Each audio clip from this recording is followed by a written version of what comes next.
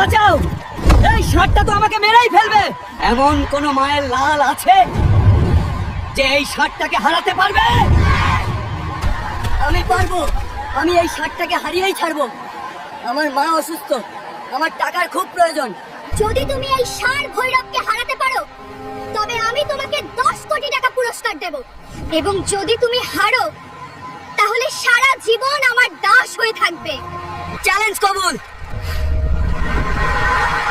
দুপুরের তপ্ত রোদে রাজস্থানের সুরজপুর গ্রামের সে বিশাল মাঠ ধুলো আর চিৎকারে গমগম করছিল।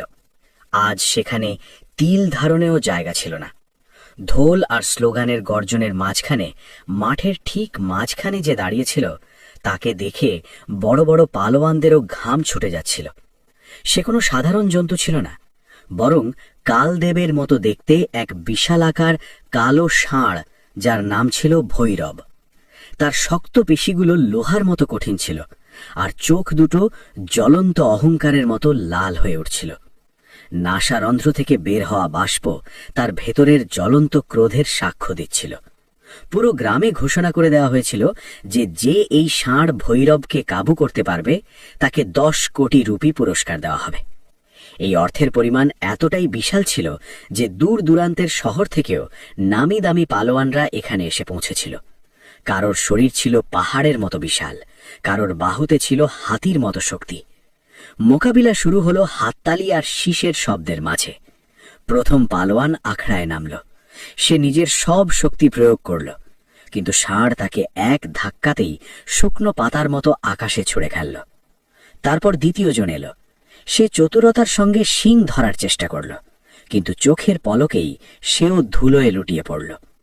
এক এক করে অনেক বীর পুরুষ এলো, কিন্তু ফল একই রইল। একজন পালোয়ানকে দেখে ষাঁড় ক্ষিপ্ত হয়ে গর্জন করতে করতে তাড়া করল। পালোয়ান ভয়ে চিৎকার করে পালালো আর বলল, আরে পালাও, কেউ আমাকে বাঁচাও, এই ষাঁড়টা তো আমাকে মেরেই ফেলবে। ধীরে ধীরে ভিড়ের উত্তেজনা ভয়েতে বদলে যেতে লাগল। মানুষ ফিসফিস করে বলতে লাগলো, এটা ষাঁড় নয়, রাক্ষস, একে ছোঁয়া মানে যমরাজকে ডাক দেওয়া। ঠিক সেই সময় মাঠের অন্য প্রান্ত থেকে আরেকজন পালোয়ান হাতে হ্যান্ডমাইক নিয়ে চ্যালেঞ্জ ছুড়ে দিল, এমন কোনো মায়ের লাল আছে যে এই ষাঁড়টাকে হারাতে পারবে? সেই আতঙ্কিত ভিড়ের এক কোণে দাঁড়িয়েছিল এক রোগা পাতলা ছেলে, 14 বছরের আকাশ।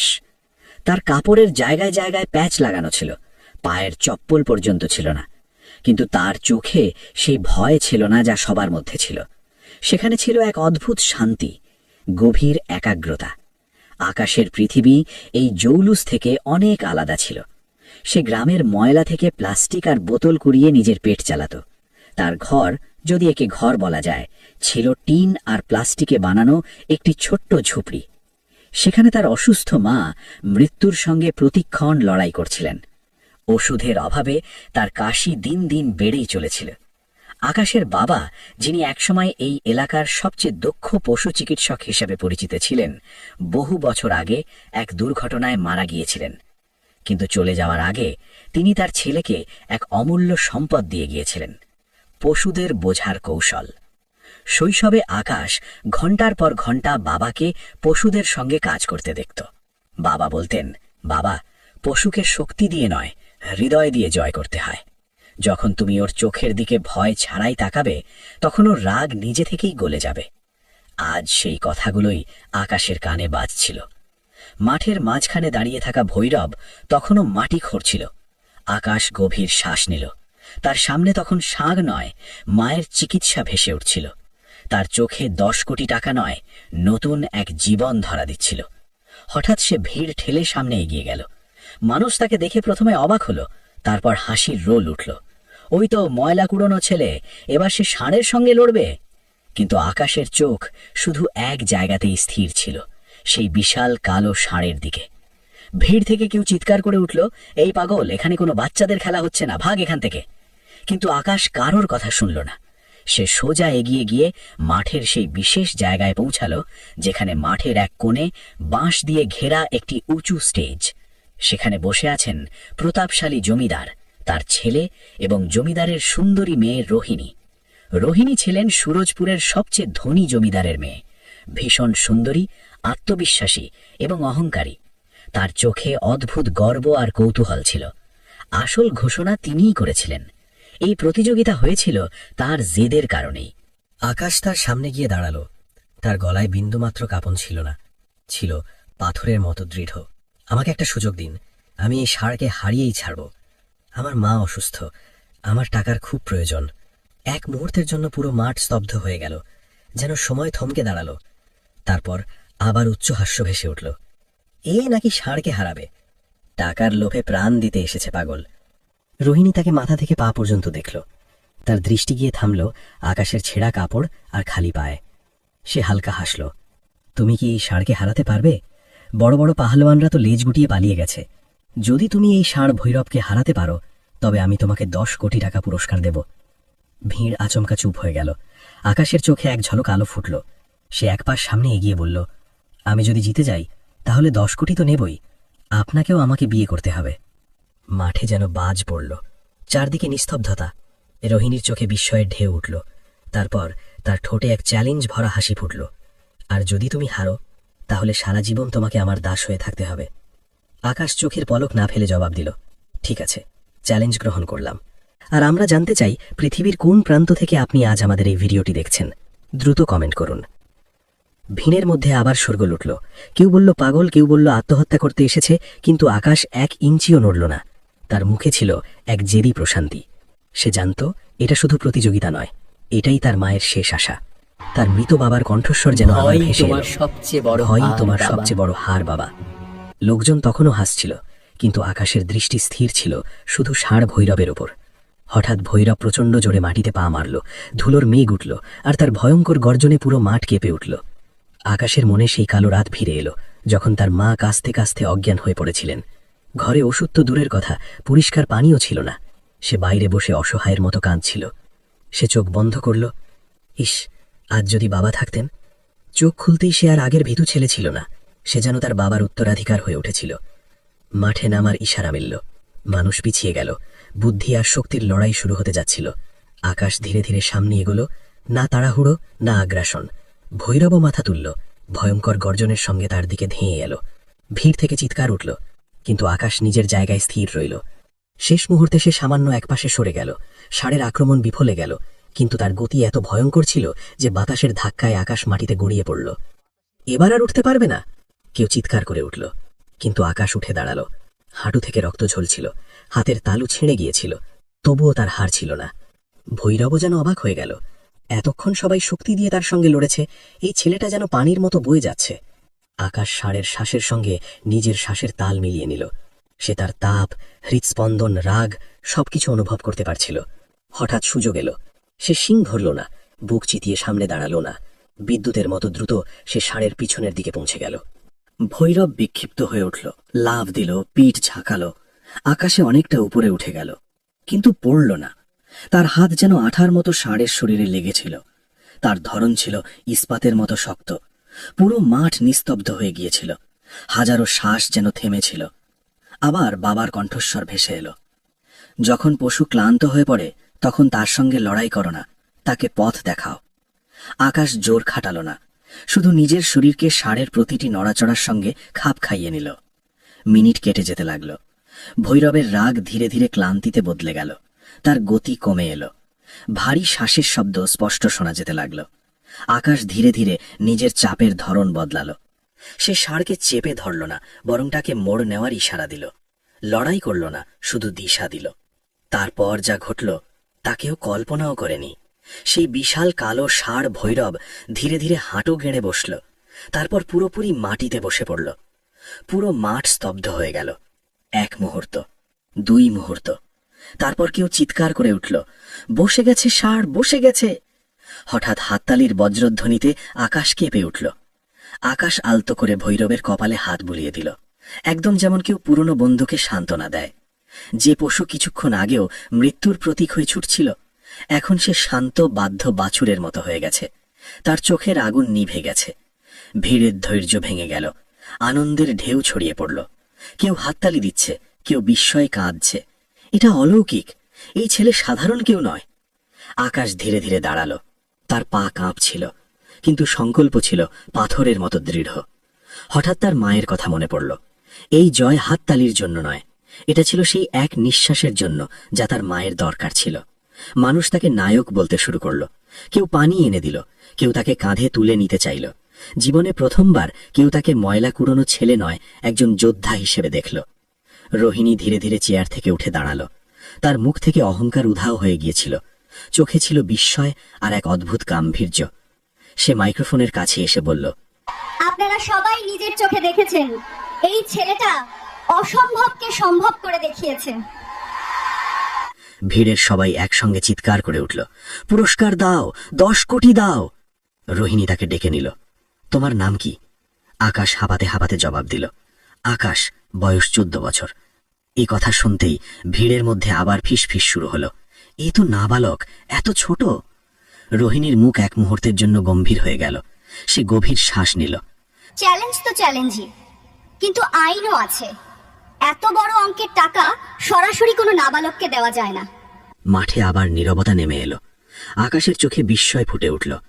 কিন্তু আমি তো ষাঁড়কে কাবু করেছি, সবাই দেখেছে। হ্যাঁ, তুমি জিতেছো, আর আমি আমার কথা থেকেও ফিরবো না। কিন্তু টাকা সরাসরি তোমাকে দেওয়া যাবে না। ভিড়ের মধ্যে উত্তেজনা ছড়িয়ে পড়ল। এটা অন্যায়। প্রাণটাই ছেলেটি ঝুঁকিতে ফেলেছিল। আকাশের হাত নিজে থেকেই মুঠোয় শক্ত হয়ে গেল। মনে হলো যেন তার পায়ের নিচের মাটি সরে যাচ্ছে। কিছুক্ষণ আগেই যে আশার সূর্য উঠেছিল, আইনের মেঘে তা ঢেকে গেল। সে ভেজা চোখে রোহিণীর দিকে তাকালো। এখন বিষয়টা শুধু টাকার নয়, এটা তার মায়ের জীবনের প্রশ্ন। আকাশের গলায় ব্যথা ভরা অনুনয় ফুটে উঠল। আমার পুরো 10 কোটি লাগবে না, শুধু এতটুকু দিন যাতে আমার মা বেঁচে যান। তার এই কথাগুলো মাঠে থাকা প্রতিটি মানুষের হৃদয় কাঁপিয়ে দিল। পরিবেশ একেবারে নিস্তব্ধ হয়ে গেল। রোহিণী গভীরভাবে আকাশের দিকে তাকালো। এবার তার চোখে অহংকার ছিল না, ছিল শ্রদ্ধা। সে আস্তে বলল, তোমার মন খুব বড় আকাশ। আমরা না হয় একটা না একটা পথ বের করবই। বিতর্ক শুরু হয়ে গেল। উকিল, কাগজপত্র, আইন, নানান কথা উঠতে লাগলো। কিন্তু আকাশের হাতে সময় ছিল না। প্রতিটি মুহূর্ত তাকে যেন মায়ের কাছ থেকে দূরে সরিয়ে নিচ্ছিল। সে আর অপেক্ষা করতে পারল না। আহত শরীর, ঝরতে থাকা রক্ত নিয়েই খালি পায়ে ভিড় চিড়ে দৌড় লাগালো, সোজা নিজের ভাঙাচোরা ঝুপড়ির দিকে। দরজায় পৌঁছে তার শ্বাস প্রায় বন্ধ হওয়ার জোগাড়। ভিতরের অন্ধকারে তার মা শুয়েছিলেন, শ্বাস ভারী, চোখ বন্ধ। আকাশ ছুটে গিয়ে তার পাশে হাঁটু গেড়ে বসল। মায়ের ঠান্ডা দুর্বল হাত নিজের হাতে তুলে নিল। তার চোখের জল টুপটুপ করে মায়ের হাতে তালুতে পড়তে লাগলো। কাঁপা গলায় এসে বলল, মা উঠো, আমি জিতেছি। মা কষ্ট করে চোখ খুললেন। হলদে ঠোঁটে হালকা হাসি ফুটল। আমি জানতাম তোর বাবার রক্ত তোকে ছাড়েনি বাবা। আকাশের চোখ থেকে জল গড়িয়ে পড়ল। মা, যদি ওরা টাকা না দেয়।